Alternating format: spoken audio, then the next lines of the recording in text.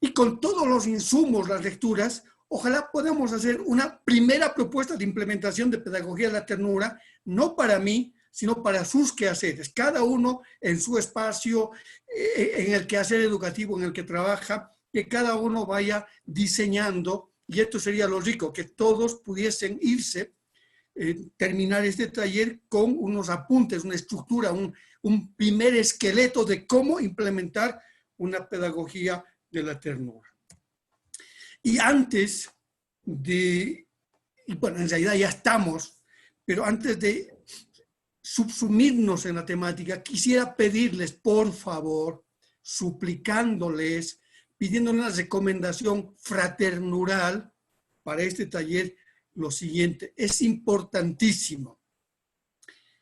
Por favor, intentemos todos dejar los celulares, porque eso nos desconecta de lo que vamos a trabajar, y así que intentemos estar conectados. Y les solicito una actitud, tanto de la cabeza como del corazón, cerebral y cordial, de autocrítica.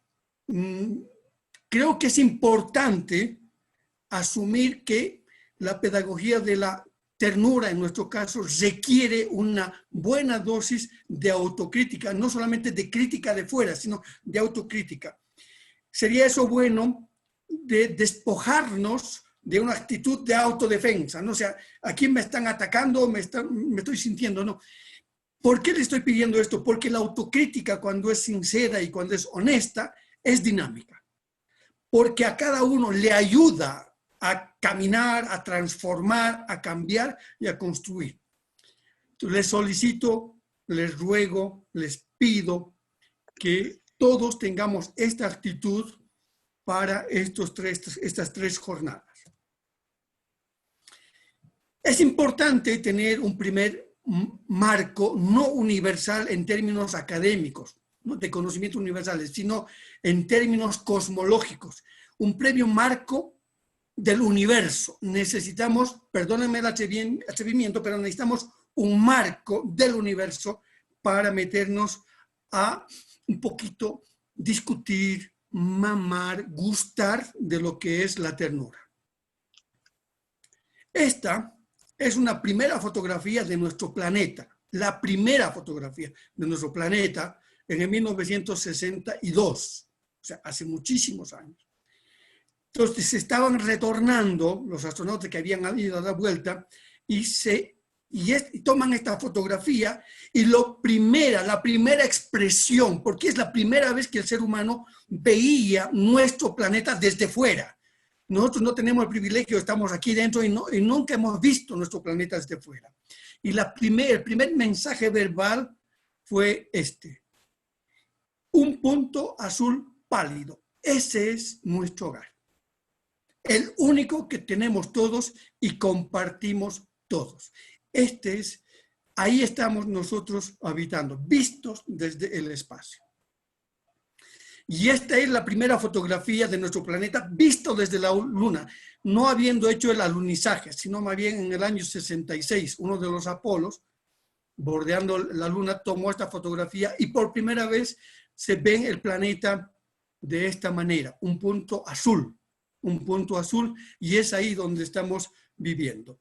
En este año ya hemos celebrado el Día del Planeta y esta es la fotografía actual última del Día del Planeta. Solo mirando, contemplando con ojos humanos nuestros, con el privilegio que tienen los astronautas de ver nuestro planeta desde fuera, deberíamos de preguntarnos, ¿puede en ese espacio donde vivimos estar o sobrevivir cualquier ser, vivo o no vivo? Los otros humanos, ¿podemos estar desconectados? ¿Es posible vivir de manera que no nos importe el conjunto? ¿De alguna manera lo que sucede en el planeta no nos afecta a nosotros? ¿O lo que hacemos nosotros los humanos o no hacemos no tiene sus impactos en el conjunto? Es una pregunta que quizás estaba en las lecturas previas que les había enviado. Con esto, permítanme iniciar esta primera sesión, amor y ternura. Para responder a esta pregunta inicial, ¿conocemos el mundo en el que vivimos? Uno puede responder rápidamente, sí, obvio, por supuesto, o más cautos, decir, una cosa es que lo veo, lo vivo, pero realmente conozco. Y por eso había propuesto dos lecturas. La hipótesis de Gaia, que es un resumen de un libro mucho más amplio, y el concepto de Madre Tierra, escrito por Leonardo Boff.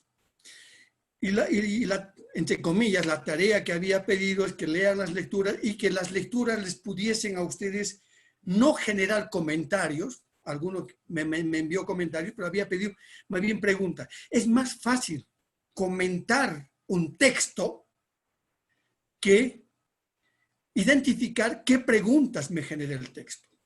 Pedí este trabajo de escribir las preguntas porque de alguna manera nos hacen iniciar en un diálogo con el texto que estamos leyendo. Por lo general estamos acostumbrados a leer y repetir el contenido. Yo creo que ese es un camino equivocado. Deberíamos de dialogar, interactuar con los textos, que en este caso con los libros. Y la segunda parte de esta jornada será un poquito discutir las similitudes, diferencias entre amor y ternura y un primer pistacito de lo que es la pedagogía de la ternura que mañana y el día viernes profundizaremos. Para ir respondiendo a esta pregunta, me han compartido gentilmente y agradezco, por ejemplo, a Irina. Ahora sí tengo dificultades. A Irina, porque nos ha compartido 4 de sus preguntas y se los leo, aunque seguramente también ustedes, pero permítanme leérselo. ¿A qué se refiere cuando dice adeptos o detractores? ¿Podríamos vivir en otro planeta como aquí en la Tierra? ¿En qué se basa la encíclica? ¿Deberíamos creer más en las teorías sobre un Dios o en lo que los científicos nos dicen? También agradezco a Helen Cholango, porque también nos ha compartido 7 preguntas. ¿Por qué no podemos dominar los recursos que nos brinda la Madre Tierra para no gastarnos más allá de la limitación? ¿Cuál es la hipótesis científica para llamar a esta era antropoceno? La Madre Tierra es un organismo vivo, entonces, ¿puede eliminarnos definitivamente ya que el ser humano es un parásito? ¿Qué podemos hacer para respetar la vida? ¿Qué es la dimensión del corazón?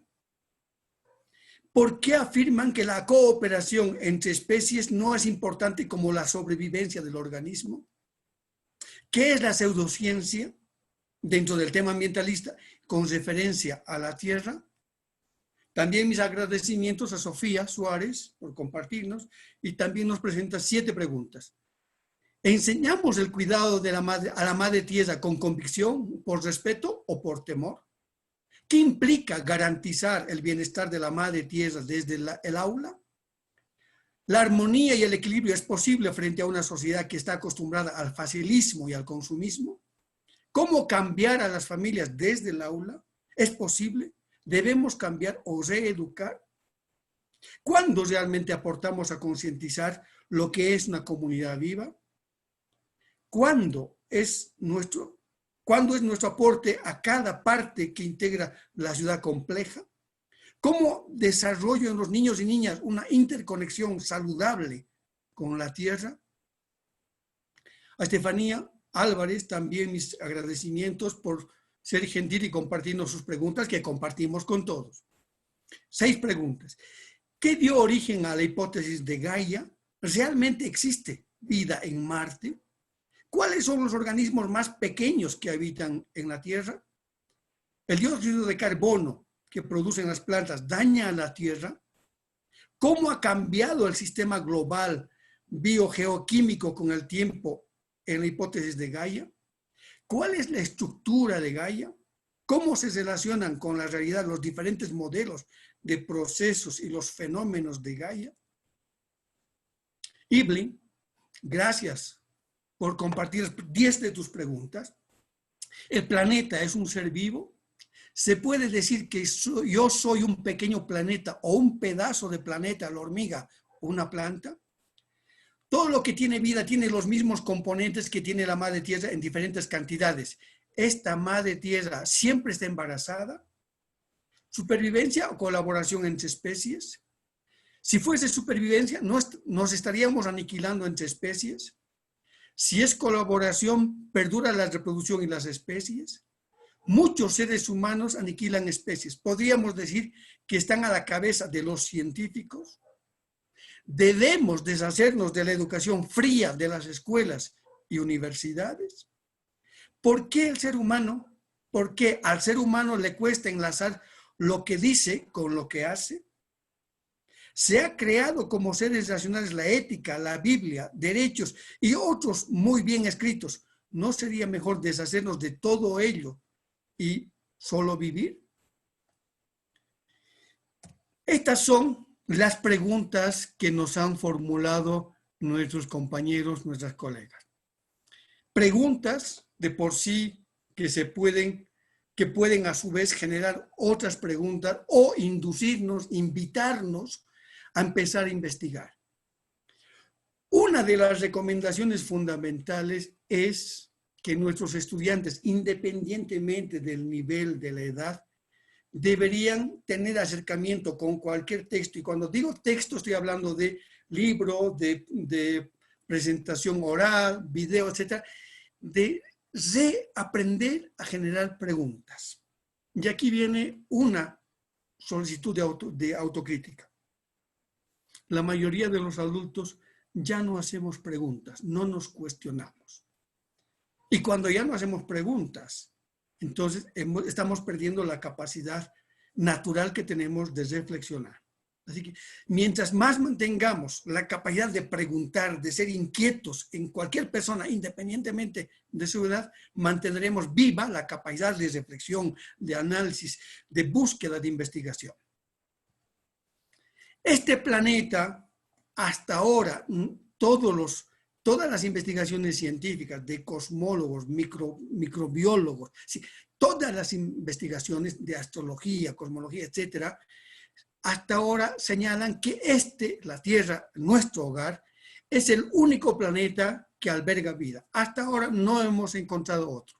Nos hablan de extraterrestres, que Egipto tiene las pirámides y los aztecas también, y el Tiwanaku en Bolivia, pero son obras tan maravillosas, y la respuesta facilona, los extraterrestres.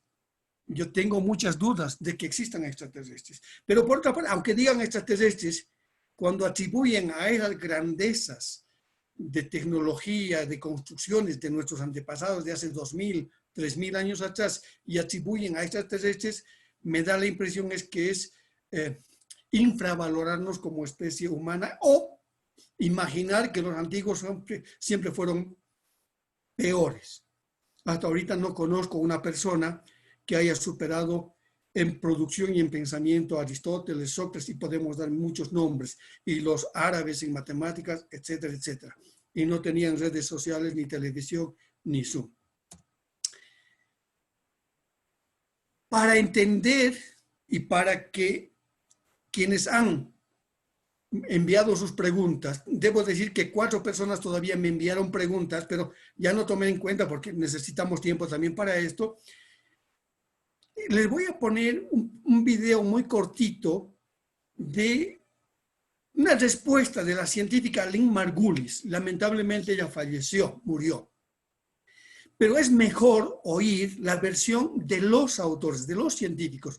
Lynn Margulis fue una colaboradora de James Lovelock para escribir la teoría Gaia, la hipótesis Gaia. Así que por ahí también va. Entonces vamos a mirar un pequeño video y su presentación intentando responder a eso.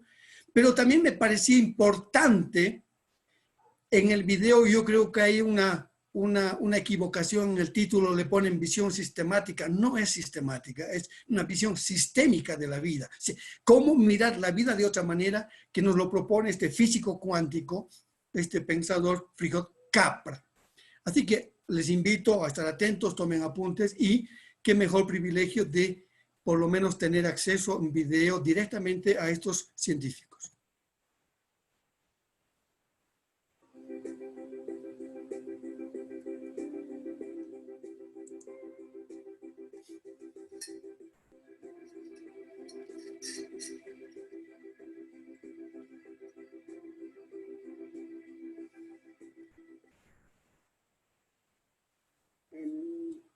20 segundos.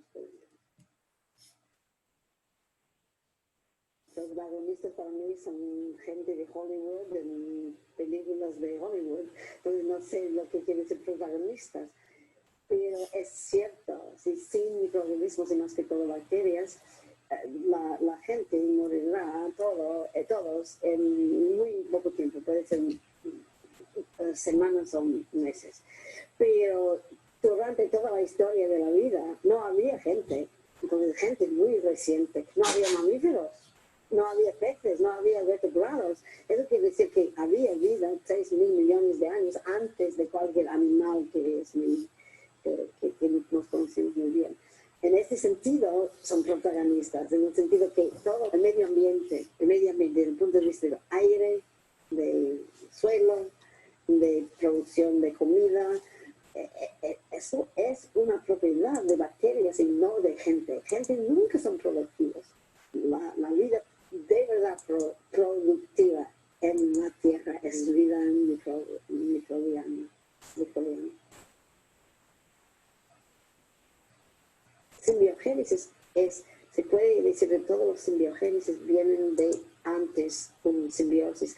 Simbiogénesis es el cambio de, por ejemplo, o la aparición de nuevas especies, nuevos tejidos, nuevos órganos, cualquier cosa nueva que se puede atribuir a la existencia de la simbiosis. Aquí son termitas, pensamos que esos animales, insectos, que comen madera, ¿no? ¿Verdad?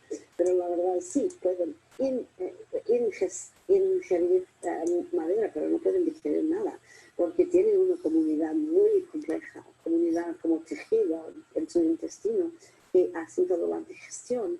Entonces, eso, pues se puede decir que el insecto se ha evolucionado a través de simbiogénesis.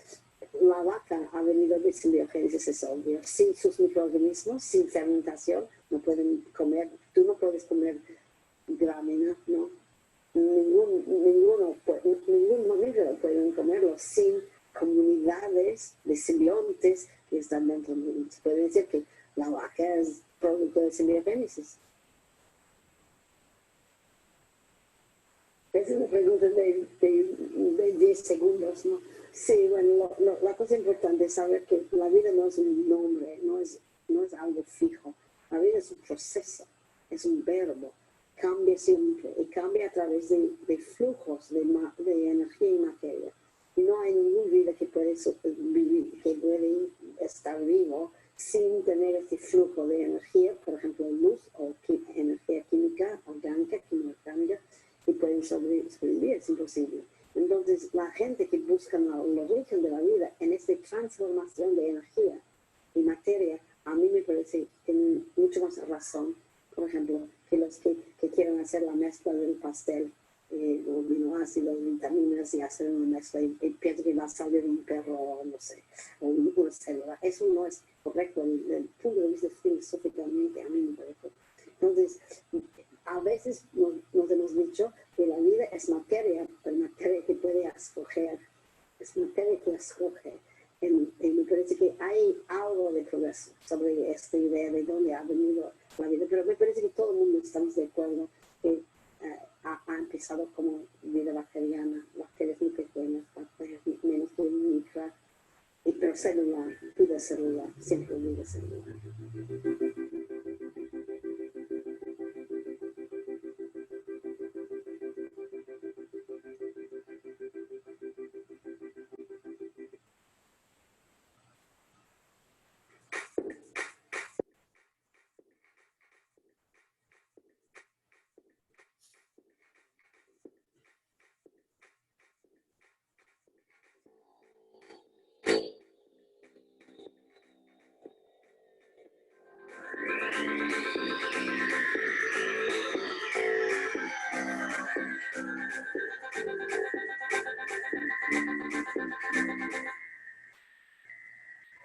Today, it is becoming more and more evident that concern with the environment is no longer one of many isolated issues. It is the context of everything else. of our lives, our business, our politics. The great challenge of our time is to build and nurture sustainable communities, designed in such a manner that their ways of life, their businesses, economies, physical structures and technologies do not interfere with nature's inherent ability to sustain life. The first step in this endeavor, naturally, must be to understand how nature sustains life. It turns out that this involves a new ecological understanding of life. And indeed, such a new understanding of life has emerged in science over the last 30 years.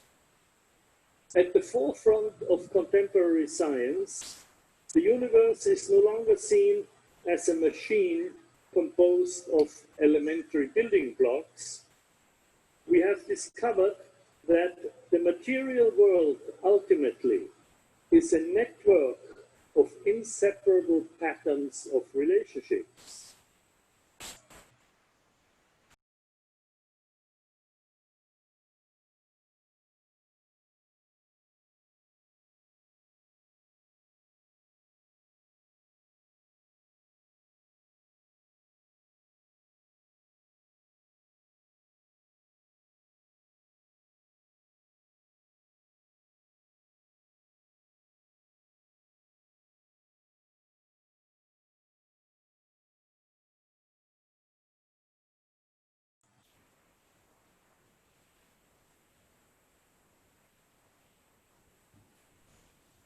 Hola, Sí, ya está habilitado. no sé qué pasó. Le faltaba un poquito de volumen a los videos. De acuerdo, lo subo. Uy.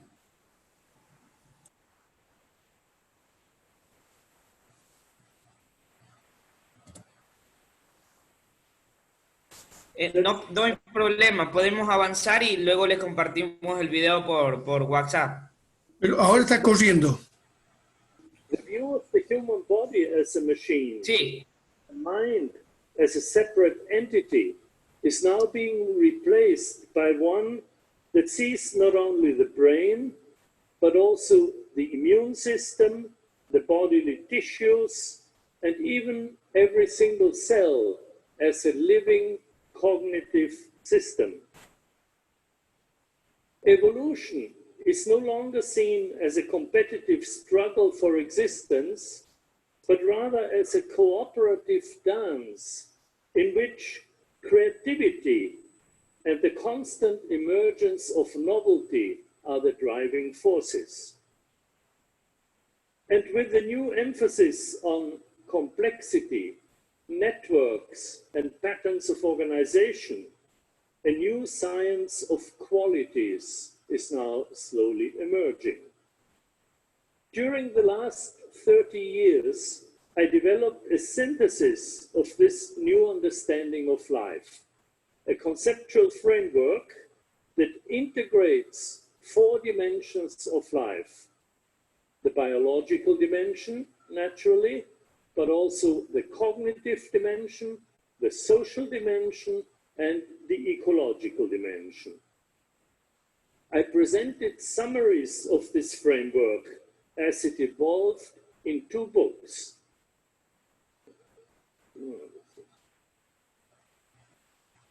The Web of Life, published in 1996, and The Hidden Connections in 2002. Both are available in Spanish editions. My final synthesis is published in a textbook titled The Systems View of Life and co-authored with Pierluigi Luisi, Professor of Biochemistry at the University of Rome. I call my synthesis The Systems View of Life because it requires a new kind of thinking in terms of relationships, patterns, and context. And in science, this kind of thinking is known as systemic thinking or systems thinking.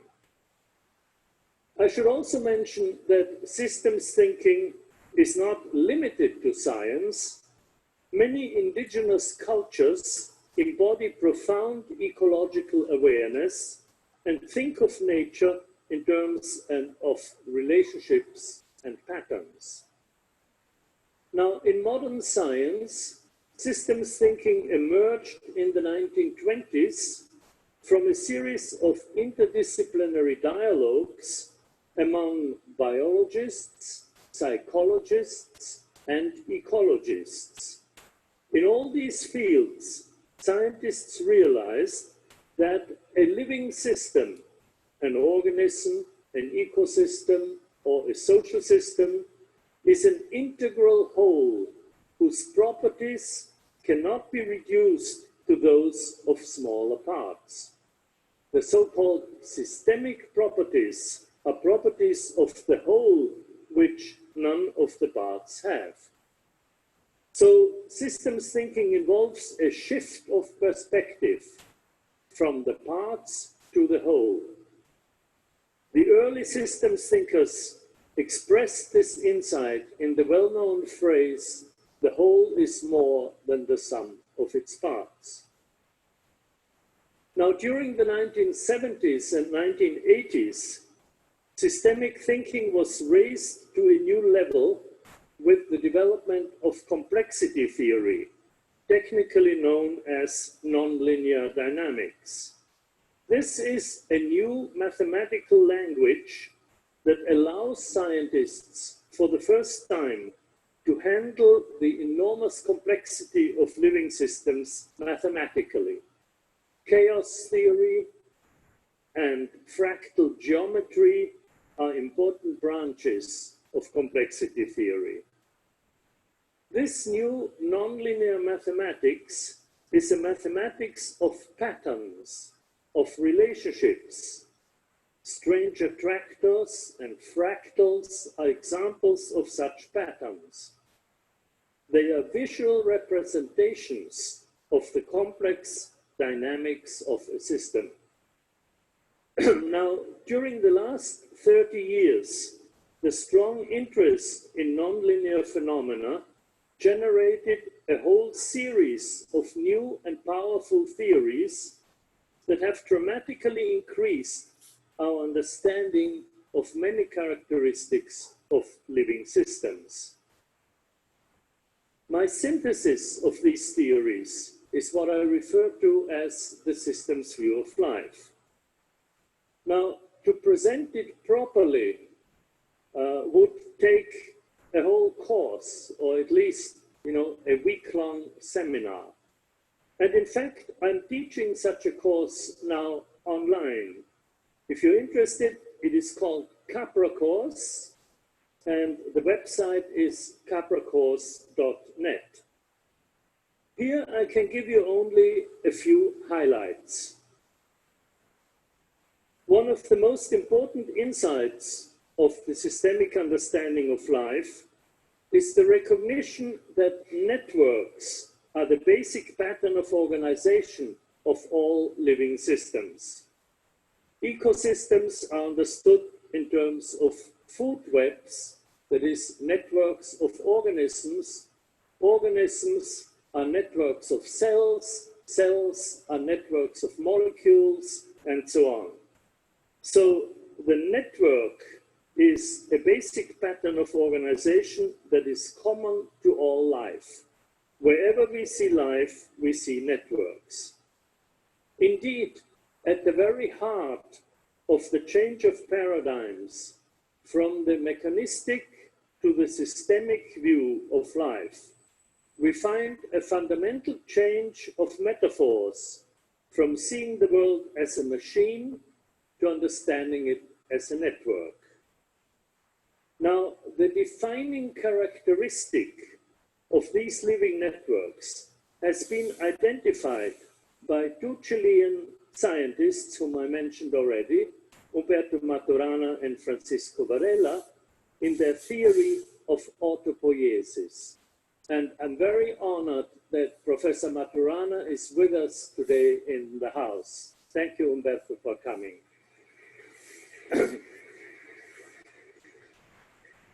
Now, autopoiesis literally means self-making. Living systems are self-generating. For example, in a cell, all the biological structures, all the proteins, the membranes, the DNA, and so on, are continually produced, repaired, and regenerated by the cellular network.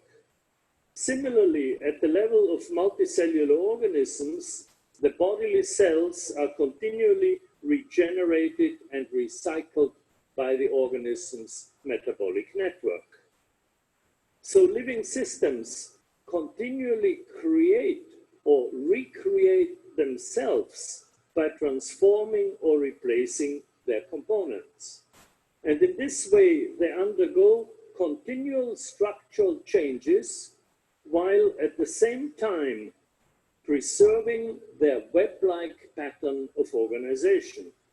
And this coexistence of stability and change is indeed one of the key characteristics of life. Now, life in the social realm can also be understood in terms of networks, but here we are not dealing with chemical processes, we're dealing with communications. As everybody knows today, social networks are networks of communications. Like biological networks, they are self-generating, but what they generate is mostly non-material. Each communication creates information, ideas, and meaning, which then give rise to further communications. And so the entire network generates itself. Now, one of the most important and most radical philosophical implications of the systems view of life is a new conception of the nature of mind and consciousness, which finally overcomes the Cartesian division between mind and matter that has haunted philosophers and scientists for centuries. As you may remember, in the 17th century, René Descartes based his view of nature on the fundamental division between two independent and separate realms. That of mind, which he called the thinking thing, res cogitans, and that of matter, the extended thing, res extensa. And then, following Descartes, scientists and philosophers continued to think of the mind as a thing, as some kind of intangible entity, and were unable to imagine how this thinking thing is related to the body. The decisive advance of the systems view of life has been to abandon the Cartesian view of mind as a thing and to realize that mind and consciousness are not things but processes. This novel concept of mind was developed during the 1960s by Gregory Bateson and independently by Umberto Maturana. Bateson used the term mental process and Maturana focused on cognition, the process of knowing. And then in the 1970s, Maturana and Varela expanded Maturana's initial work into a full theory, which has become known as the Santiago theory of cognition. Now, the central insight of the Santiago theory is the identification of cognition, the process of knowing, with the process of life. Cognition, according to Maturana and Varela, is the activity involved in the self-generation and self-perpetuation of living networks. In other words, cognition is the very process of life. The self-organizing activity of living systems at all levels of life is mental activity. The interactions of a living organism, a plant, an animal, or a microorganism, or a human, with its environment are cognitive interactions. And so life and cognition are inseparably connected. And for the first time, we now have a scientific theory that unifies mind, matter, and life.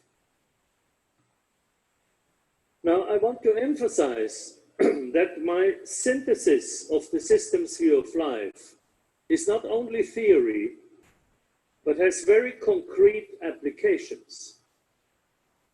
In the last part of our book, titled Sustaining the Web of Life, we discuss the critical importance of the systems view of life for dealing with the problems of our global multifaceted crisis. Today, it is becoming more and more apparent that the major problems of our time, energy, environment, climate change, economic inequality, violence and war, and so on, cannot be understood in isolation. They are systemic problems, which means that they're all interconnected and interdependent. And in the book, I drew this conceptual map of the major problems of our time. And I know you can't read the words from the distance. I just put it up to impress you that this is such a vast interconnected network. Now, these systemic problems require corresponding systemic solutions. Solutions that do not solve any problem in isolation, but deal within the context of other related problems. It's appropriate here to quote Pope Francis from his remarkable encyclical Laudato Si. The Pope writes, "Our common home is falling into serious disrepair. This is evident in large-scale natural disasters, as well as social and even financial crises. For the world's problems cannot be analyzed or explained in isolation. It cannot be emphasized enough how everything is interconnected." I am extremely impressed by this papal encyclical, and I believe that Pope Francis is a truly systemic thinker.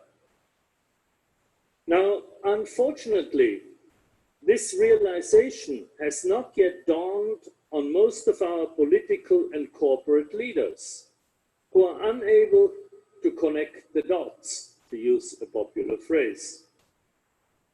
Instead of taking into account the interconnectedness of our major problems, their so-called solutions tend to focus on a single issue and thereby simply shift the problem to another system's level. For example, by producing more energy at the expense of biodiversity, public health, or climate stability. Moreover, our leaders refuse to recognize how their piecemeal solutions affect future generations. What we need is solutions that are systemic and sustainable. Over the last few decades, the research institutes and centers of learning of the global civil society have developed and tested hundreds of such systemic solutions all over the world. In our textbook, we dedicate about 60 pages to a detailed discussion of the most effective of these solutions. Just to give you a few examples,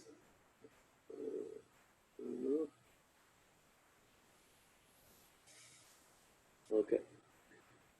They include proposals to reshape economic globalization and restructure corporations, new forms of ownership that are not extractive but generative, a wide variety of systemic solutions to the interlinked problems of energy, food, poverty, and climate change.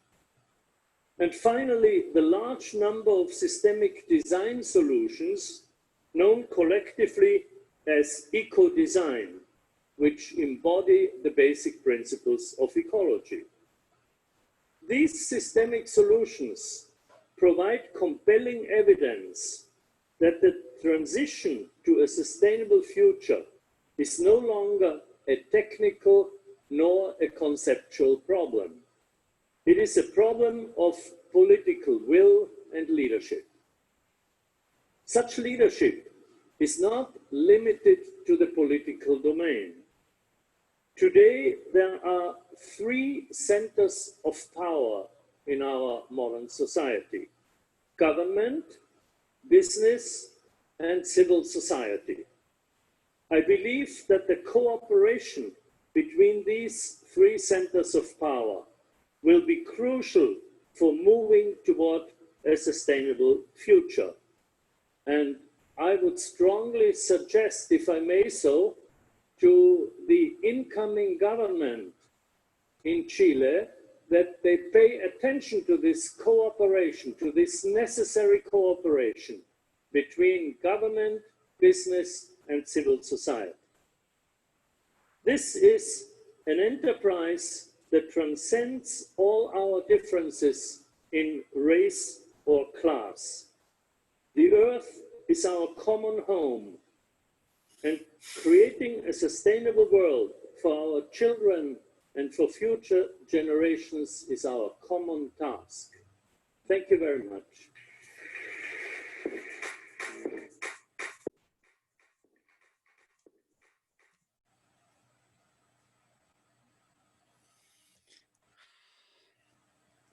Bueno, quizá antes de continuar, sería interesante hacer dinámica de esto, Brian, y los que quisieran, pero haciendo uso democrático de la palabra, es decir, cortitos, breves, para que los demás tengamos posibilidad. ¿Quiénes quieren hacer algún breve comentario, una primera impresión de ambas exposiciones, tanto de Lee Margulis como de Frígold Capra? Adelante, tienen la palabra.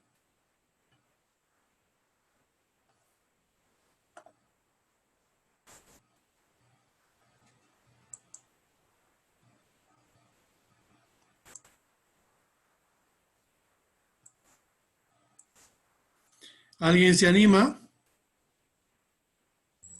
Muy bien, he habilitado los micrófonos, están habilitados los micrófonos, por ende hemos recalcado que el video, para tener mayor conectividad, lo podamos desactivar y solo podamos interactuar con el audio. Así que pueden levantar la manito, el sistema le permite levantar la manito para darle paso y que usted pueda hacer sus preguntas o sus comentarios.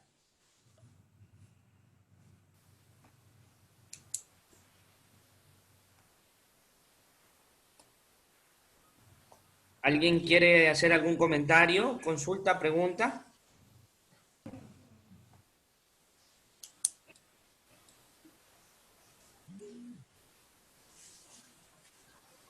Aprovechemos el medio, por favor. Adelante, Fabiola. Fabiola. Por favor.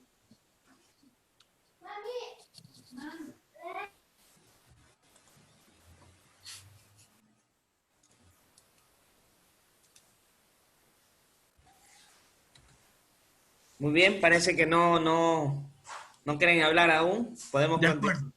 Bueno, Buenas tardes. Ahí está. Adelante, Vladi. Ya. Mi impresión sobre estas dos pequeñas videos de estas dos charlas es más a lo que estamos viviendo en la actualidad. Yo relaciono con la actualidad de hoy, con esta pandemia. Eh, Me parece que sí, que el planeta Tierra como que está tomando venganza contra el ser humano. Y es por esa razón que yo creo que no deberíamos ser ya tan destructivos. Esa es mi apreciación. Gracias, Vladi.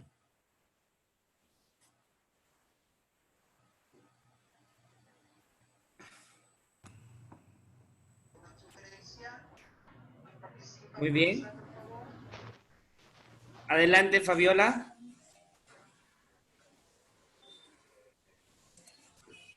Me dice que estoy silenciada. Muy bien, ahí puede conversar. ¿Le escuchamos? Sí, ya, gracias. Sí, es que lo intenté hace un momento, pero me decía que estaba inhabilitado el altavoz. Eh, Concordando también con el compañero que participó hace un momento, si bien la data de los videos es un tanto más antigua, pues yo hice revisión de algunas de las lecturas, las primeras para ahora, y definitivamente, si bien no se trata de una venganza, pero es una suerte de autofagia, se puede decir, de la tierra. Yo estaba hace un tiempo preocupada por adolecer de una enfermedad y dentro de eso veía formas de bajar los niveles de azúcar. Y decía esto de la autofagia, de que un ser humano hace un ayuno, por ejemplo, para poder mantenerse. Y de alguna manera, pues se puede ver que la tierra está haciendo su propia depuración, porque ya lo digo, si bien los videos no estaban sacados antes de que aparezca el COVID, son de esto, pero nosotros podríamos ver cómo este propio virus nos está dando una lección fuerte, ¿no? De la necesidad de poder una comprensión multifacética de todos los organismos vivos, desde concebir a la Tierra como viva hasta todas las redes de las cuales iba hablando el segundo video. Esa sería mi participación. Gracias, Fabiola.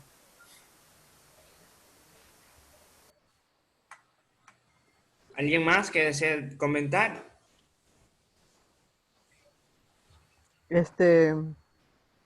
A mí me gustaría comentar un poco. Adelante. Si bien dicen, no es que la Tierra está tomando venganza, obviamente que nosotros somos las personas que nos destruimos en sí mismos. Por ejemplo, el COVID no es que salió de así por la nada, somos nosotros los seres humanos que creamos esa enfermedad, que creamos ese virus. Nosotros mismos nos matamos entre sí. Lo que la Tierra nos ofrece son los recursos para nosotros de eso sacar provecho. De acuerdo a la lectura también que realicé, a los textos que se les enviaron, pude leer acerca de la madre tierra y todo eso, que nosotros como seres humanos debemos cuidar a nuestro planeta Tierra. Por ahora no tengo más que comentar, gracias. Gracias. Giselle Rodríguez, adelante. Saludos, buenas tardes. Nada, me parecen muy interesantes los videos, solamente el primero no pude escuchar muy bien, ya en el segundo, gracias a la traducción que se podía hacer, pero sí de alguna forma más atrayéndolo hacia acá, a la actualidad, a lo que estamos viviendo. De alguna forma el doctor, no recuerdo bien, Fritjof, hacía referencia a una relación, a los procesos sistémicos, de cómo se da todo en sistema, de cómo todo está en relación, cómo esas partes se deben unir. Y él hacía referencia a lo que es gobierno, negocio y la sociedad civil. Cómo de alguna forma hoy el COVID-19 está incidiendo en la economía del gobierno, ¿verdad? Y cómo de alguna forma esto va a influir en los negocios y cómo está influyendo en la vida, en la sociedad, en la familia. Y que también de alguna forma esto hace un llamado a que las personas debemos unirnos, debemos cooperar más, debemos vivir en mayor armonía y poder sostener que sea tengamos un sistema más sustentable, más estable para con nuestros niños y niñas que son las futuras generaciones y eso más o menos creo que puede aportar algo. Muchas gracias. Así que, Brian, si me permites, continuamos. Adelante. Bueno, entonces, muchísimas gracias por compartir. Ya digo una vez más, esto es para que cada uno vaya aprovechando todos estos avances. Efectivamente, pareciera que estuviesen hablando de la situación que vivimos, pero no, estos son de hace 10 años atrás y por eso es ciencia, su actualidad no desaparece, aunque las personas, los que han pensado, escrito, verificado, comprobado, experimentado, pues ya se han anticipado a estas cosas. Entonces, de las lecciones que creo que es importante poder resaltar para la pedagogía de la ternura, es asumir que los seres humanos no somos la tutti frutti de la creación, de ninguna manera. Tenemos que asumir como especie de que la vida existía 3.000 millones antes que nosotros. Así que nosotros somos, aún ahora, aún hoy, 2020, las bacterias siguen donándonos la vida. Ya Lynn Margulis ha puesto algunos ejemplos. No podríamos digerir nuestros alimentos sin la presencia de bacterias. No podríamos respirar el oxígeno que tenemos sin que las bacterias estén produciendo todo eso. Entonces, creo que sin tratar de idolatrizar tampoco a las bacterias, simplemente poner cada uno en su lugar. Y nos decía eso, esto me gustó muchísimo, que la vida es proceso, es verbo, es flujo de energía. La vida es transformación de materia y energía, no es algo estático. La vida no es como muchos jovencitos dicen, no, es para disfrutarla, ir a karaokes. Menos mal que por ahora no tenemos karaokes, pero bueno, son otra cosa. La vida tiene otro sentido. Y la simbiosis es cooperación, nunca es competencia. Ahí habían unas preguntas de las compañeras y compañeros que compartí. Bueno, aquí hay algunas respuestas que quizás sus preguntas están siendo satisfechas. Yo creo que en la propuesta de Frigot Capra se nos presenta un nuevo desafío que en lo personal creo que debemos asumir y también desde la pedagogía de la ternura. Y el desafío es que todos y todas debemos construir, nutrir, alimentar, acunar, apapachar comunidades sostenibles sin interferir a la naturaleza, sin intervenir, sin lastimarla a ella. Hoy tenemos la producción de hidrocarburos con el fracking, imagínense lo que significa esto, fracking, fracturar, destrozar, o nuestra minería a campo abierto, dinamita por aquí, TNT por allá, etcétera, etcétera. La vida es una red de relaciones. Entonces, no es cierto que mi vida me importa y el resto no. O sea, esa concepción de que yo vivo sin que me importe el resto afecta a los que están alrededor nuestro. Y es interesante este concepto. La vida es un baile cooperativo. Si uno quiere vivir solito su vida, pues no, realmente no está vivo. En el mundo andino, la vida se define como un conjunto de relaciones. Y la muerte, como el aislamiento, no es la muerte física, no es lo que hoy por hoy la pandemia del COVID, la muerte del COVID nos está afectando con seres físicos que van desapareciendo. No, en el mundo andino la muerte es la negación de las relaciones que tenemos unos con otros. Así que muchísima gente egoísta, pues es un zombie. También se nos dice que todo es interconectado. Entonces, no podemos ya asumir que nuestro accionar no tenga consecuencias. Toda acción o ninguna acción, nos quedamos quietitos, aislados, también tiene sus efectos. Todo lo que el ser humano o cualquier especie o ser vivo haga en la naturaleza tiene efectos. Pueden ser positivos, pueden ser negativos. Puedo victimizar a los otros o puedo yo autovictimarme. Así que necesitamos empezar a repensar inclusive nuestra actitud, nuestra actividad educativa en estos términos. Y nuestras propuestas, nuestra acción educativa diaria, cotidiana, en el aula, en los talleres, etcétera, tenemos que pensarlo sistemáticamente y ya no técnicamente. Entonces pregunto, creo que hay una necesidad de decir, ¿conocemos realmente el mundo en el que vivimos? Que es un primer tema que estamos desarrollando, y qué pasa con la educación en general, con la pedagogía de la ternura. Y de ahí tenemos que preguntarnos, ¿existe alguna interconexión como nos lo demuestran estos científicos de diferentes áreas de conocimiento, pero de la ciencia holística sistémica actual, ¿existe alguna conectividad entre ellos? ¿Es posible encontrar algo que esté desconectado de nuestra vida en general? ¿Cuál es el grado de interdependencia entre la situación en la que estamos viviendo y el rol de la educación? El rol de lo que hacemos. Por eso al principio pedía, y nuevamente reitero, que ojalá tengamos todos una dosis personal, íntima, honesta de autocriticidad. Voy a reflexionar sobre mi rol, mi quehacer. ¿Hasta qué punto mi hacer, mi responsabilidad educativa ha colaborado con esta situación desastrosa, trágica que estamos viviendo en el planeta, o está haciendo los esfuerzos para que no sea tan desastrosa y sea más justa y más digna para todos y todas?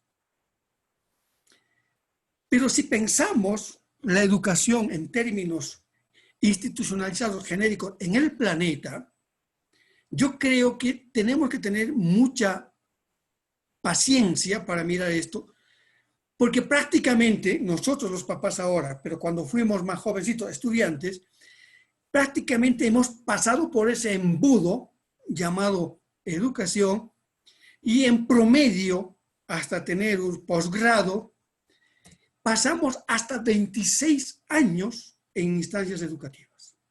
26 años en promedio para tener algún posgrado. 26 años, un cuarto de siglo. Si la muerte en promedio está entre los 75 años, miren cuánto tiempo ya se nos fue en esto. Entonces la pregunta es, en todo este proceso diseñado, no de instituciones educativas, sino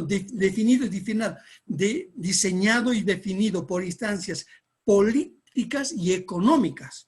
Ojo, la educación en el planeta está definida por instancias políticas y económicas, no por instancias educativas. La pregunta es, en estos 26 años de pasar por este proceso educativo, formal, no formal, etcétera, el resultado es, salimos promocionados de seres humanos o más bien nos titulamos de profesionales. Y de esto podemos continuar la pregunta. Y profesionales comprometidos con la realidad, con la vida, o profesionales comprometidos con su profesión para generar más recursos sin importar a costa de qué. Permítanme mi atrevimiento, pero yo creo, hoy por hoy, que hay tres formas de explotación. Uno, del ser humano a la naturaleza. Nuestra riqueza, el crecimiento de los países va por ahí, explotar la naturaleza. Los grandes empresarios explotan el trabajo humano, no se paga lo justo, pero yo creo que en los últimos años también, menos mal que hay profesionales que hay que sacarse el sombrero, realmente aprender de ellos, pero la gran mayoría de profesionales hacen del ejercicio de su profesión un negocio. Así que creo que es otra forma de hacer este trabajo. En este panorama diagnóstico global que estoy presentando, permítanme también presentar cuáles son los resultados de la educación en la vida que hoy estamos viviendo a la luz de la vida entendida sistémicamente, la vida entendida simbióticamente, como nos dice Margulis. Yo creo que el primer contexto que tenemos que pensar es esto. Hoy, más que la pandemia del COVID en sí mismo, yo creo que se ha despertado la pandemia por el miedo. El COVID nos ha despertado la fobia a la enfermedad, pero sobre todo el temor a la muerte. Así que se ha activado en nuestro quehacer esta situación de miedo fatal en nuestras vidas cotidianas. Pero nos hemos olvidado, hoy hacemos mucho énfasis en el COVID. ¿Cuántos muertos hay? ¿Cuántos contagios? ¿Qué país va primero? ¿Qué país? Estamos preocupados, pero nos hemos olvidado de que por lo menos, lo mínimo, 250 años, nosotros como especie, la especie humana, Homo sapiens, somos una pandemia para el resto de la naturaleza. Los animales, las condiciones que hacen posible la vida, el agua, el aire, los bosques, etc. Nosotros hace 250 años mantenemos en situación pandémica a nuestra única casa. Arthur Schopenhauer es un filósofo, en 1780, él ya escribió esto. No nos olvidemos que nos mencionaban a René Descartes. A partir de René Descartes, la ciencia que hacía, el ser humano está por encima de todo. No solamente este mensaje viene de la iglesia, también de la ciencia. La ciencia, la tradicional, la que conocemos en la universidad. El ser humano está por encima, tiene que dominar la naturaleza. Si para eso tiene que hacer experimentos en animales, ratas, lo hace, sin ningún problema. Y por eso ya Arthur Schopenhauer, ya a finales del 1700, nos alertaba. El hombre ha hecho de la tierra un infierno para los animales. Entonces, también como especie, somos el COVID para los otros seres vivos. Como especie humana, y esta es una matriz que ha desarrollado el panel intergubernamental sobre cambio climático, no voy a, simplemente para mostrarlo, no voy a detallar, cómo el accionar, la vida del hombre moderno, hombre y mujer modernos de hoy, ha generado las condiciones para que la vida mengue en el planeta, y como especie humana hemos invertido tantísimos recursos para generar desarrollo y progreso que en el fondo hemos invertido muchísimo dinero para destruir nuestro planeta.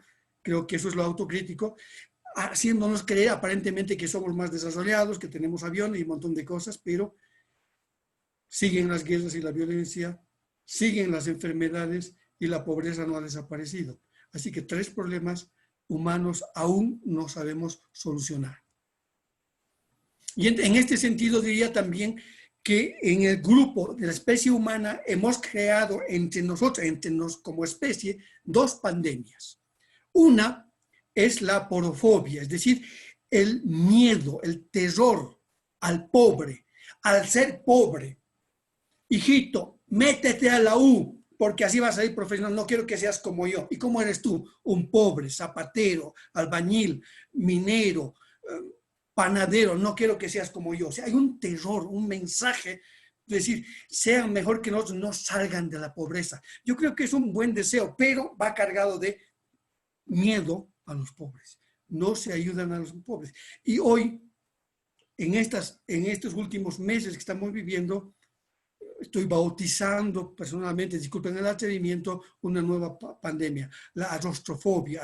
Arostros en griego, el enfermo, la enfermedad. No es tanto a la enfermedad, sino al enfermo. Hemos vivido situaciones trágicas de deshabitar a los médicos, enfermeras que eran inquilinos, no querer recibir enfermos. Bueno, en el Ecuador muchos de ustedes han pasado por esas situaciones, lo cual nos demuestra que estamos viviendo en esta arostrofobia. Estas son 2 situaciones que deben llamarnos la atención. ¿Cuál es el rol de la educación que hacemos para reforzar o minimizar estas 2 pandemias? Este es nuestro planeta. Pero ahora está así. Hambre, no solamente en los seres humanos, también en las otras especies vivas, tierras infértiles desertificándose. Y todo ¿por qué? Por imaginar que este planeta es un baúl de cosas para vender, de vida para vender, de servicios para vender, que nos va a dar dinero. Yo creo que esto debe preocuparnos muchísimo. Hoy vivimos en un divorcio entre el discurso y la acción. Decimos una cosa, pero hacemos otra. Decimos que la educación muestra el futuro, pero la realidad nos muestra otra. Hablamos del amor, cosas bonitas, y sin embargo la violencia sigue campeando nuestras vidas. ¿Para qué educamos? ¿Para qué estamos educando? Más allá de lo técnico, de cumplir el programa, de cumplir la tarea. Sí, hoy nuestros hijos, por lo menos aquí en Bolivia, de donde tengo más certeza, hoy nuestros hijos por esta situación pandémica quieren volver al aula. Porque no yendo al aula, no yendo a clase, hoy tienen más tareas que cuando estaban en aula. O sea, les estamos empachando con tareas. Y eso no es educación. Eso es darles montones de cosas para que ocupen su tiempo, pero no es educación. ¿Para qué educamos? ¿Para desarrollarnos o para ser felices? Y el horizonte de nuestra vida moderna, de nuestro paradigma de estilo de vida, es casi toda actividad humana está para conseguir dinero. La situación pandémica también ha despertado. O sea, sí, la gente ha sido indisciplinada, claro, porque tenía que comer y comprar algo, pero quienes motivan eso son los comerciantes. Bueno, es toda una cosa que no vamos a desenrollar en este momento, pero creo que este es un panorama en el que estamos. Les invito muy rápidamente 5 personas que quisieran de esta primera parte, conocemos la vida de nuestro planeta, 5 intervenciones a manera de conclusión. El tiempo está corriendo, así que brevemente, si alguien se anima, les invito, por favor.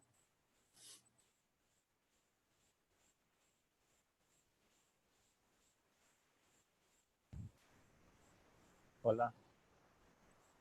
Adelante, por favor.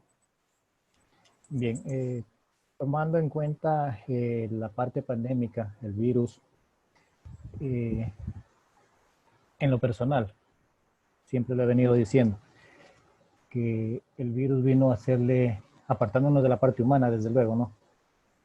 Porque muchas personas perdieron a sus seres queridos y todas esas cosas. Pero el virus vino a darle un respiro al planeta, a implantarnos un nuevo estilo de vida. Entonces, la propuesta o la conclusión sería de hacer de este nuevo estilo de vida que tenemos, el cuidado, la mascarilla, las horas tope de tráfico y todas esas cosas, hacerlo un hábito, ¿sí? Hacerlo un hábito. ¿Para qué?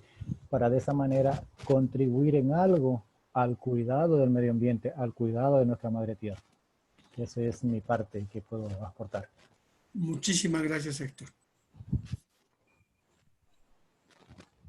Bueno, como usted manifestaba que las personas a veces lo tomamos a la vida como un ir y venir, entonces me voy a referir a ello. Tomamos en cuenta que el río no vuelve con la misma corriente. Entonces debemos dejar huellas fundadas en las cosas que hacemos. Tomamos en cuenta que cada día debemos levantarnos y tener un objetivo en nuestra vida. Es importante el servicio que hacemos principalmente tomando como personas, como familia y como profesionales. Me empodero de yo, me empodero de los demás y me empodero del entorno. Esa es mi participación. Muchas gracias, Mayra.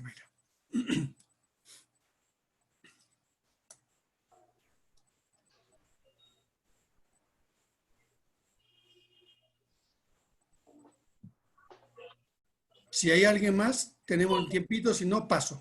Bueno, buenas tardes, ¿no? Con todos. Buenas tardes, Ángel. Bueno, si bien es cierto, ¿no? Como todos sabemos, se nos planteó prácticamente un nuevo estilo de vida, y no tan solo el estilo de vida como tal, sino es que también tuvimos que tener otras perspectivas de cómo ver a los demás en cuestiones de estudio, de cómo vivir, del entorno en el que viven, del material con el que dependen o tienen para poder trabajar en estos momentos de manera virtual. Entonces, si bien es cierto, nosotros se nos ha puesto básicamente, no tan solo para las personas en la parte educativa, sino de manera general, algo que ha sido como un reto para todos nosotros, pero sin embargo, se ha trabajado y día a día hace que el ser humano crezca y evolucione de una u otra manera, en este caso en nuevos horizontes, que sería con la enseñanza, ¿no? Con la enseñanza en sí para poder replicarla, pues, ¿no? Sí. Muchas gracias, Héctor. Bueno, me permito continuar. Hola. Sí. Adelante, Evelyn. Sí, quería comentar que al principio hacías algunas preguntas de que si nuestra educación responde a si conocemos nuestro mundo, las conexiones que hay en el mundo, o sea, no está divorciado todo lo que hay en este mundo, todo tiene su relación, su conexión, de la hormiguita al animal más grande, entre humanos estamos totalmente conectados. Y nuestra educación, lo que sucede en el colegio, en las universidades, lo que leemos, los exámenes que damos, todo, ahí no hay preguntas sobre la vida. Hay preguntas, hay exámenes, evaluaciones sobre si hemos memorizado o no X libro. Entonces, para mí que está totalmente divorciado de todo lo que se estudia en una universidad, de lo que realmente sucede en nuestro alrededor, en nuestro entorno. Y creo que son consecuencias ahora de lo que estamos viviendo. Y viendo la relación entre los dos últimos videos, creo que hay bien claritos nos están diciendo que la vida es toda una relación entre todos. Hay sistemas, y todos estamos conectados. ¿Qué pasaría, me pregunto yo, si el humano, aunque lo veo muy difícil y muy lejano de que pueda desaparecer y dejar en paz a este planeta, o porque si somos sistemas relacionados, interconectados, le puede pasar algo al planeta si le falta el humano, como en nuestro cuerpo. Si no funciona bien nuestro riñón, pues hasta podemos morirnos. Entonces, si le falta el humano al planeta, ¿qué le va a pasar? Me pregunto. O quizás seamos la enfermedad y realmente necesita liberarse. Humanamente, pensando en general, pienso que pues, los humanos como que deberíamos desaparecer, como nos agarramos de estos autores, Margulis, por ejemplo, y las otras lecturas que nos has dado, realmente para mí es algo positivo en este planeta, y también intentar, más que querer aprender, evolucionar y ver lo material, simplemente observar y ver cuál es el rol, cuál es mi misión, qué tengo que hacer yo en este planeta, qué dientecito del engranaje soy, qué tengo que hacer y cumplir para hacer la vida, no para destruirla, sino para hacer mejor a la vida de este planeta. Muchísimas gracias. Muchas gracias a las personas que han compartido. Genial, una maravilla. Aprendemos muchísimo, tengo buenos apuntes. Yo comparto las siguientes conclusiones con ustedes. Obviamente no son sabiduría, simplemente es compartir. Uno, que nuestras vidas hoy por hoy transcurren sumidas en este mar de indiferencias. Indiferencias, insensibilidades que afectan nuestras vidas concretas. Somos insensibles a los pobres, a los desgraciados, a los enfermos, a la naturaleza, y así transcurre nuestra vida. Y en general, nuestra educación es una burbujita que no le interesa el resto, sino su burbujita, currículum, pensum, contenido, horario, etcétera, y se acabó. Pero también eso debe llevarnos a la pregunta, otra vez, de autocrítica, de autorreflexión, de interiorizarme yo mismo, porque tengo responsabilidad, buena o mala, de afecto para bien o para mal al resto. ¿Cuál es la responsabilidad, el rol de la educación en este proceso de insensibilización generalizada? Este señor Elliot Belsen nos dice que nuestra educación, lamentablemente, en mucho tiempo ha ido perdiendo su trabajo en valores para reemplazar por teorías, ha ido más trabajando en conceptos, en abstracciones que en el sentido de vida, y se ha basado, nuestra educación se basa en respuestas, y Ivry nos decía, vamos a los exámenes y tenemos que dar las respuestas que hemos memorizado, más que en activar preguntas, ¿no? Y se trabaja más en eficiencia profesional que en conciencia profesional. Y este pedagogo, David Roth, es norteamericano, le pone punto sobre esto. No es la especie humana en su conjunto el responsable de la situación que está viviendo nuestro planeta. Son básicamente la gran mayoría de las personas que tienen algún título universitario. Y Mahatma Gandhi, para ponerle el cherry al problema, nos dice que hacer ciencia sin espiritualidad nos lleva a la destrucción y a la infelicidad. Aquí permítanme citar a Carl Sagan, otro cosmólogo y físico cuántico también, que él dice, ojo, hoy por hoy las universidades no hacen ciencia, hacen pseudociencia, también está en una de las preguntas. Y pseudociencia no es otra cosa que repetir conocimientos y no comprobarlos, no verificarlos, no entenderlos. Necesitamos que la ciencia, él nos dice, es una forma de pensar. Y cuando llegamos a eso, y estoy seguro que Foucault-Karp, si también la preguntáramos, diría, la ciencia no está reñida de la espiritualidad. Al contrario, la ciencia bien hecha como forma de pensar es una fuente fundamental de la espiritualidad. Así que ciencia y espiritualidad no están divorciados. La segunda conclusión, por temas de tiempo, me voy a disculpar con las 5 propuestas que podíamos invitar, pero me voy a disculpar. Y creo que el rol de la educación, entre comillas, general, global que hoy tenemos, nos está provocando seda. No sé qué pasó, pero olviden gráfico. Tenemos seda. Nuestra educación, más que producir, entre comillas, de producir personas, produce personas, seres humanos con seda, con síndrome de educación deficiente aguda. ¿Y qué tenemos que hacer para superar el SEDA, el síndrome de educación deficiente aguda, que es peor que el COVID? Porque no hay ni mascarillas, ni guantes, ni distancia social que evite su contagio. Esto se contagia por redes sociales, por nuestras palabras, nuestras actitudes, los medios de comunicación, la televisión, el vecino, ya, todo el mundo contagia esto, porque la educación hoy está entendida de otra manera. ¿Para qué? Para superar este SEDA, la primera condición creo que es ser autocríticos con nuestro quehacer educativo. Y nuestro quehacer educativo no solo pasa por aula. Como padres y madres somos actores educativos, si vale el término actores. Como tío, abuela, primo, cuñado, somos responsables educativos. Como periodista, comunicador, soy responsable educativo. Así que en esta red que es la vida, todos ejercemos algún mensaje educativo o deseducativo en este proceso. La segunda sugerencia que tenemos que hacer es desarrollar el atrevimiento. Tenemos que ser atrevidos, ser creativos para educar para la vida, que a veces nos mantenemos en las recetas, las leyes, las normas. No estoy diciendo que hay que romper leyes, pero la ley por sí misma no todas son buenas. También hay que cuestionar, pero necesitamos atrevernos, necesitamos dar el pasito para decir, voy a hacer esta cosa, voy a inventar. Y a veces, muchas veces estamos esperando tener algunas recetas de otros lados. Y por eso digo, y una tercera a la N potencia posibilidad es la pedagogía de la ternura.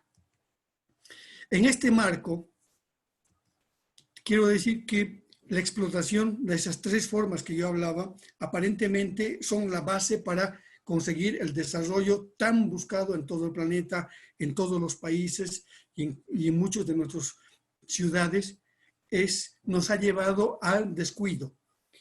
Por estar tan preocupados por generar riqueza, desarrollo, tecnología, dinero, nos ha llevado a descuidarnos de la naturaleza, de nosotros mismos, de la especie, del conjunto. Y eso nos ha llevado a 3 analfabetismos. Yo pienso que somos analfabetos racionales. Una cosa es memorizar montones de cosas, memorizar fórmulas matemáticas, memorizarme cuestiones anatómicas, fisiológicas para medicina o memorizarme un montón de cosas. Eso no es racional, eso es una partecita de la dimensión racional. Por eso yo creo que aún somos analfabetos racionales, no estamos aprovechando en su máxima capacidad nuestra capacidad de pensar. También somos analfabetos ecológicos. Sí, mucha gente cuando escucha ecología los remite a medio ambiente. No, la ecología, rápidamente puedo decir, tiene 3 componentes. Hay una ecología medioambiental, que sí tiene que ver con animalitos, plantas, agua, pero también una ecología social. ¿Qué pasa con los pobres? Cualquier desastre ecológico rápidamente afecta a grupos humanos pobres, a especies vivas que viven en esos espacios. Pero también hay una ecología que para mí es mucho más profunda, la ecología cordialógica, individual, la mía, la tuya, la nuestra. Está contaminado nuestro corazón y nuestra cabeza. Yo creo que esto también tenemos que tomar en cuenta. Somos analfabetos emocionales y también somos analfabetos espirituales. Así que tarea educativa tenemos muchísima. Y ese analfabetismo se concreta en que nos hemos convertido en seres insensibles. Aún hoy se escuchan en las universidades, si vas a hacer tu tesis, que sea objetiva. No te impregnes con el sujeto, con el objeto investigado. No sé, siempre está la promoción de la insensibilidad, de lo objetivo. Eso ya está superado. Y lo antónimo del amor no es el odio, es la indiferencia, que es lo que caracteriza hoy a nuestra sociedad en su conjunto. Atrevidamente también diría, la indiferencia es la característica de nuestros procesos educativos. Como docente, en general, en la mayoría, me interesa cumplir mi programa, me interesa cumplir mis contenidos, dar buenas tareas y se acabó. Y muchas veces como papás, profesora, exijo más tareas, cumplo esto, muy bien, haga. Y no nos interesa el sujeto estudiante. Ha descansado, está bien comido. No. Has hecho tu tarea, cumpliste tus deberes, están hechos. Entonces, yo creo que en nuestra vida hay 4 relaciones fundamentales, de ser humano a ser humano, entre nosotros, que son relaciones de tipo política. Hay relaciones nuestras de ser humano con la naturaleza, son relaciones ecológicas, que a la hora de diseñar nuestras acciones educativas en cualquier componente, tenemos que tomarlas en cuenta. No se pueden aislar, no podemos seguir teniendo educaciones burbuja, pero al interior de la especie humana siempre hay relación de varón a mujer. Por lo general, hoy por hoy son relaciones más erotizadas y deberían ser relaciones más agápicas, es decir, más de dignidad, de justicia, ¿no? Son relaciones de dominación. Y de adultos a menores, porque no solamente, menores pongo en comillas, porque no solamente son los niños. Los citadinos nos creemos superiores a los urbanos, a los campesinos. El que tiene más plata se cree superior al adulto mayor que no tiene mucho dinero. Entonces hay una relación de adulto a menor y son relaciones de carácter pedagógica, que no pasa solo por la edad, sino por una disposición de cómo trato al resto. Entonces deberíamos verificar en nuestros procesos educativos cómo fluyen estas relaciones. Si la vida es básicamente relaciones, ¿cómo están las relaciones entre ser humano a ser humano y de ser humano a la naturaleza? Y podemos decir que hoy por hoy en general, no estoy particularizando, las relaciones de dominación del varón a la mujer, de los adultos a los menores, del ser humano a la naturaleza, de un grupo de humanos al resto de los humanos, es de exclusión, de marginación, etcétera, etcétera. Y deberíamos ir transformando, yo creo que ahí tiene un rol vital la educación, más allá del cúmulo de conocimientos, debería de ser nuestra educación en el desarrollo, fortalecimiento, despliegue de relaciones amorosas, fraternales, entre seres humanos, del ser humano con la naturaleza, para que realmente haya danza de vida en nuestro planeta y nosotros seamos unos de sus bailarines. Y entrando al segundo punto, la epistemología de la ternura y la tareita que mandé, porque varios me dijeron, me envío la tarea, la pregunta era si amor y ternura son sinónimos o cuáles son las diferencias entre amor y ternura. Y debo decir que han habido 13 respuestas, 9 consideran que sí son sinónimos y 4 que no lo son. No voy a entrar en el detalle de sus respuestas por asuntos de tiempo, pero muchas de esas he recuperado en lo siguiente. ¿Amor y ternura son sinónimos? No, no son sinónimos. El amor es básicamente sentimiento, es emoción, es pasión, es virtud, es eros.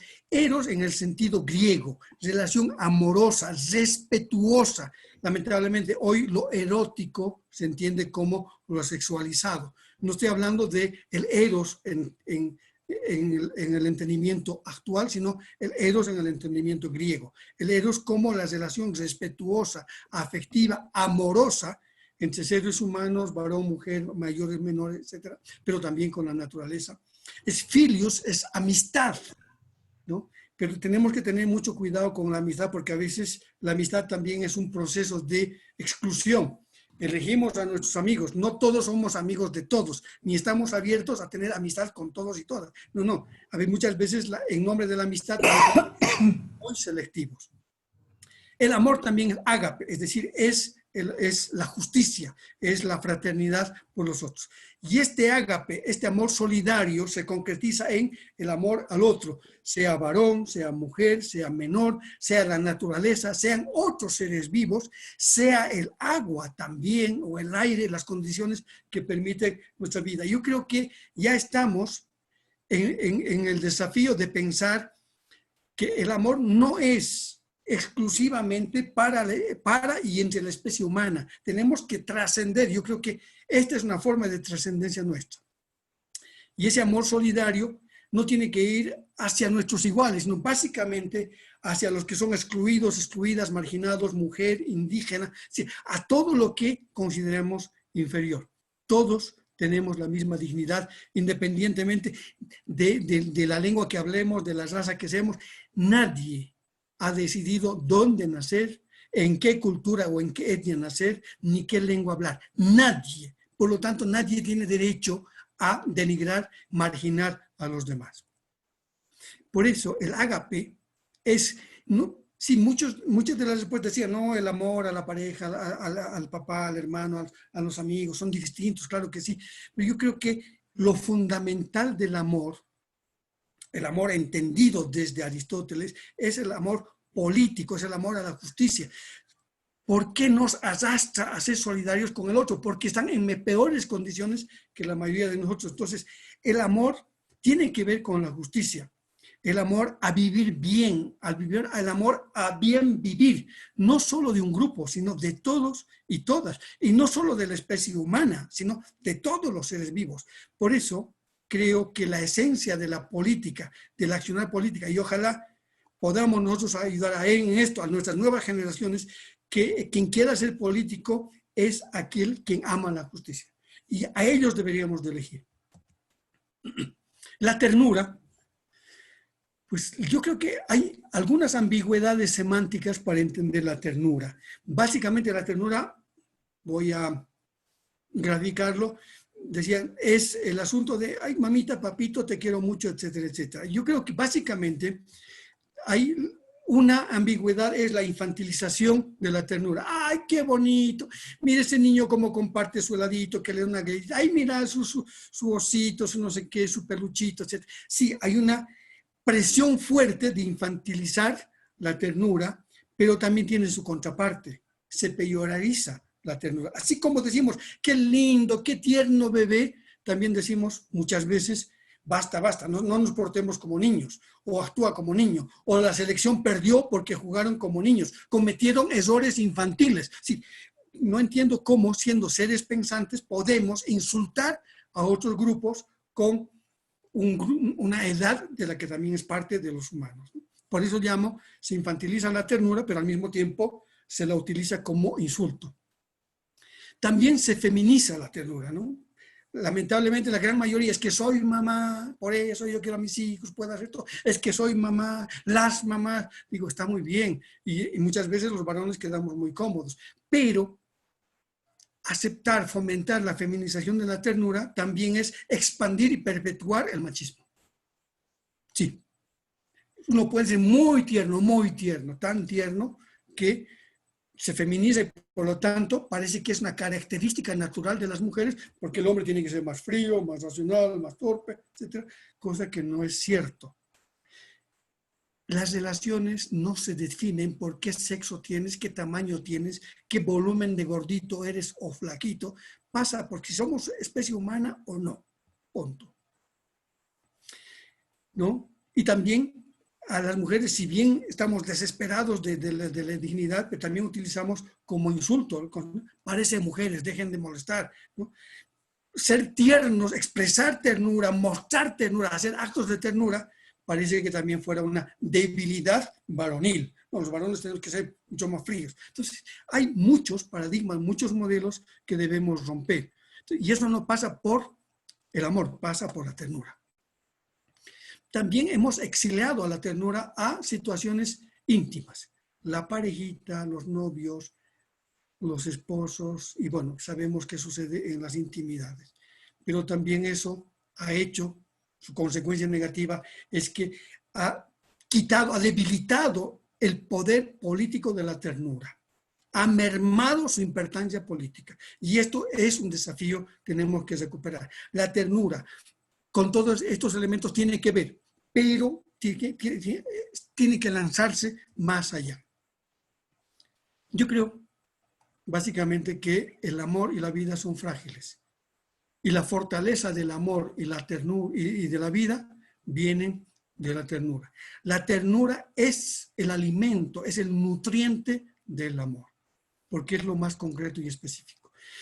La ternura es, decía, alimento, es energía, es la conectividad que nos están hablando.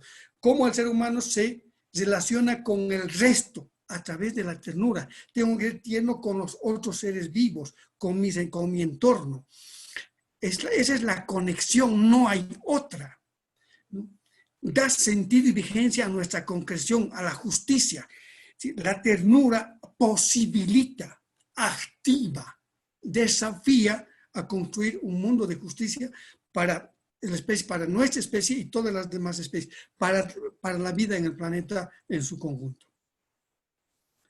La vida y el amor son frágiles, muy, muy frágiles, ¿no? Nos enamoramos, nos encandilamos, pasa algo y el amor desapareció, me hace sufrir, lloro a moco tendido, ¿no? Que la vida vivía bien y de pronto se murió y no sé qué. Entonces, sí, hablamos tan lindas cosas del amor y sin embargo perdemos de vista su fragilidad. Es muy, muy frágil. Por eso decía que su fortaleza, su energía, su vitalidad vienen de la ternura, de esos actos pequeñitos. La vida está hecha de actos pequeños. La vida está hecha de momentos permanentes. No es algo extendido rápidamente. La ternura rompe el egoísmo. Los egoístas son egoístas porque no hay ternura. Todo lo queremos para mí. Pero cuando uno quiere vivir en esa relación ternural, la ternura le invita a romper el yo. Deja de pensar en ti para que pienses en el otro, porque es la manera con la que te vas a conectar con los demás.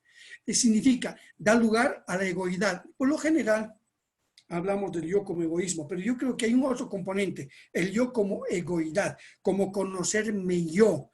Porque si yo me conozco, soy capaz de desplegar todas mis potencialidades, mis capacidades, mis sueños de dignidad y justicia pueden salir a flor de piel. Esa es la dignidad, porque solamente con egoidades podemos formar comunidades. Con egoísmos no se forman jamás comunidades.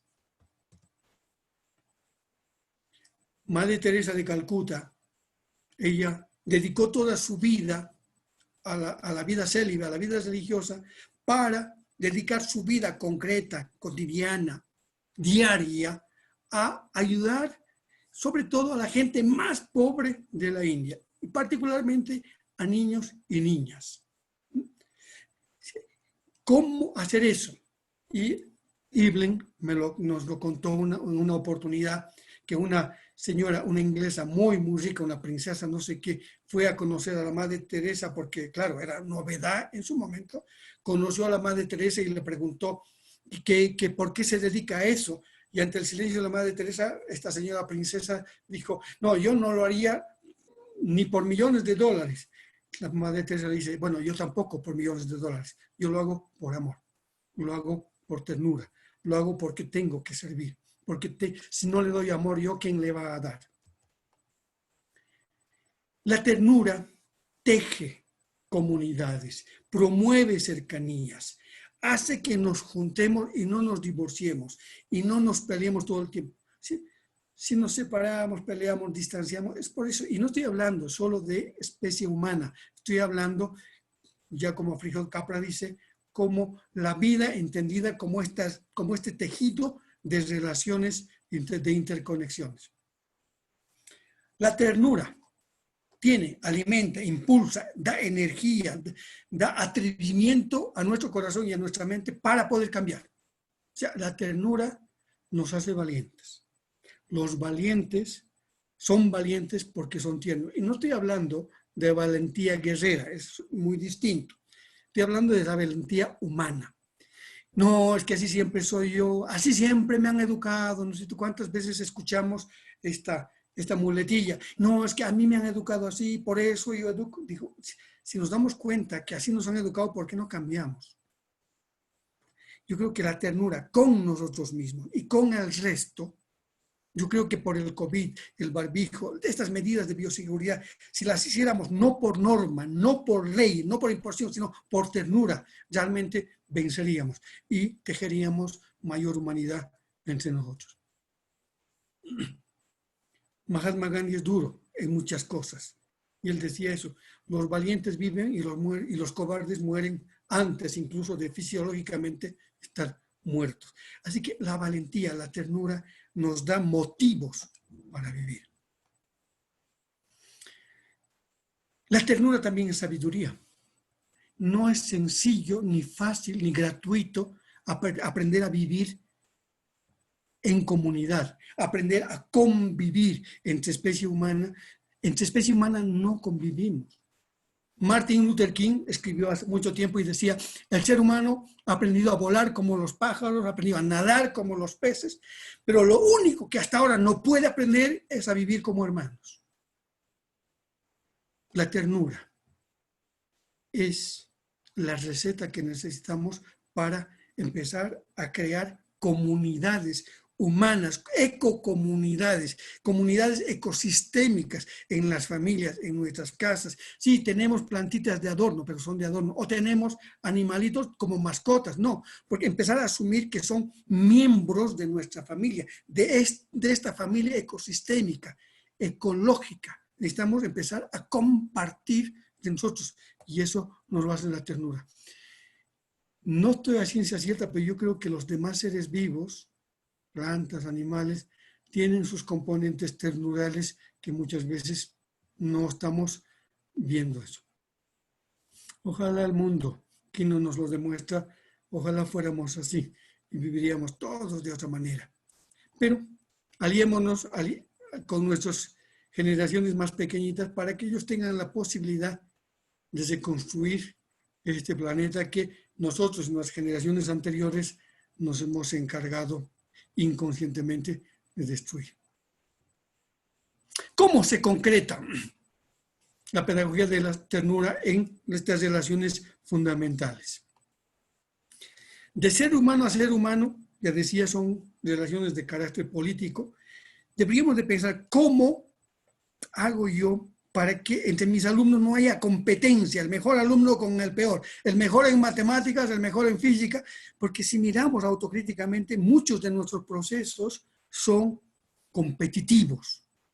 Y en las graduaciones demostramos abierta y orgullosamente la competitividad. Pasa el mejor alumno, beca al mejor alumno, todo es el mejor y nada es. Somos seres humanos porque compartimos, no por la competencia. ¿Cómo trabajar desde la educación esto? Tejer comunidades humanas, comunidades de vida. ¿Cómo desplegar en el ser humano aquello que nos hace falta con la naturaleza? La destruimos la naturaleza, pero la naturaleza nos devuelve con flores.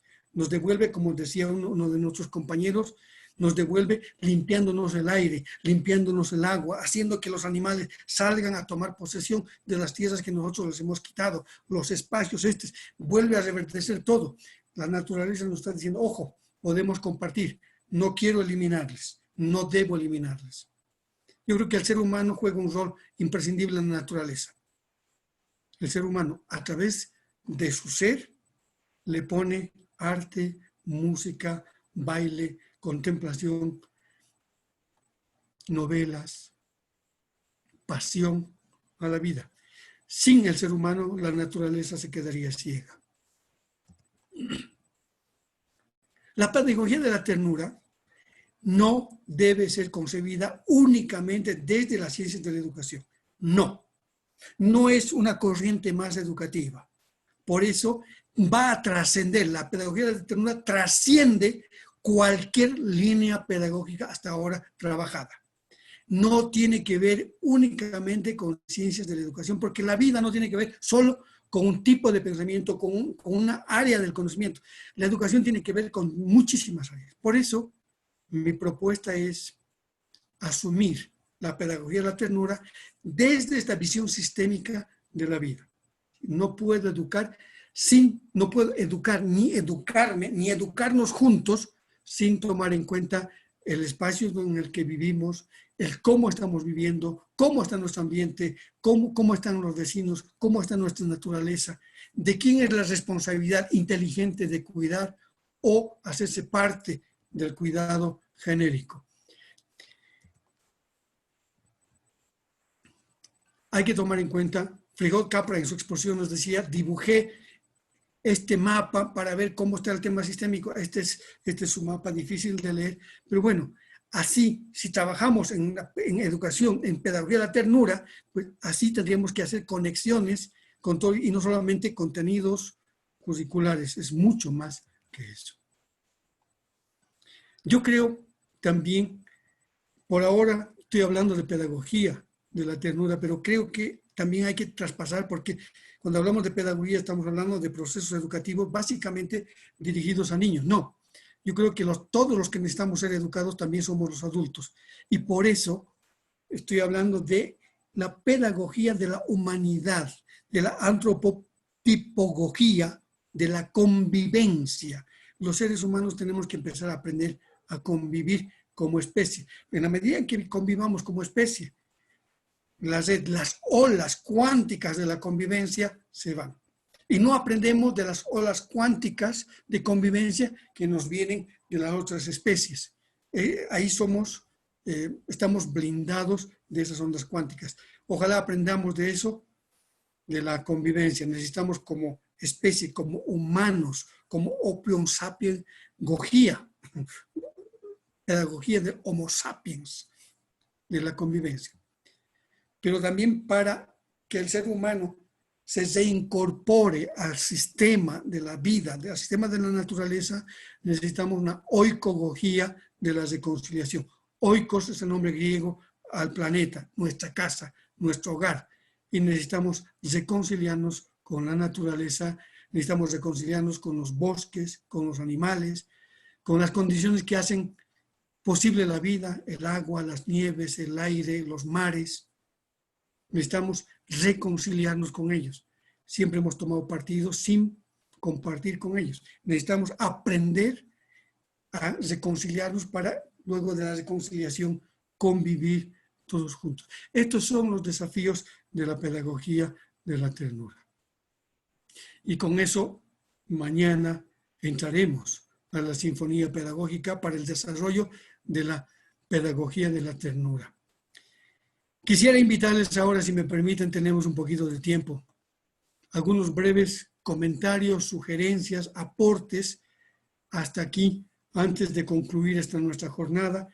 Así que por favor les invito a aprovechar este momento para opinar, sugerir, estar en desacuerdo, etcétera. Tienen la palabra.